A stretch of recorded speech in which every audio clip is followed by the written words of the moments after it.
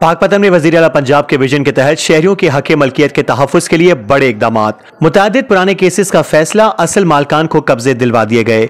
Naeem Ashraf Randhawa, district reporter Pakpattan, और आप देख रहे हैं आज तक। आज तक की वीडियोस देखने के लिए हमारा चैनल सब्सक्राइब कीजिए और बेल आइकन को क्लिक कीजिए ताकि आप हमारी आने वाली वीडियो से बाखबर रह सकें।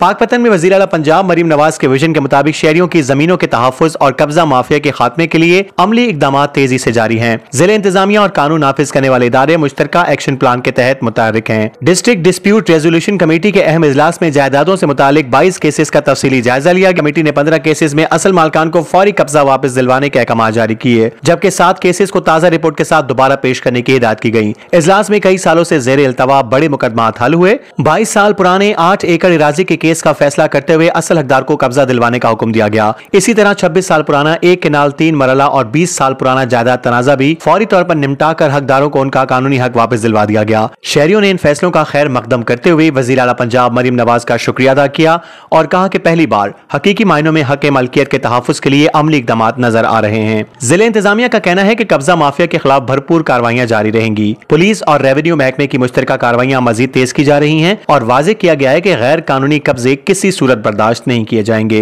पुलिस हुकाम के मुताबिक असल मालकान की वागुजारी के लिए हर मुमकिन कानूनी ताउन फराहम किया जाएगा। आज तक न्यूज़, खबर सच के साथ।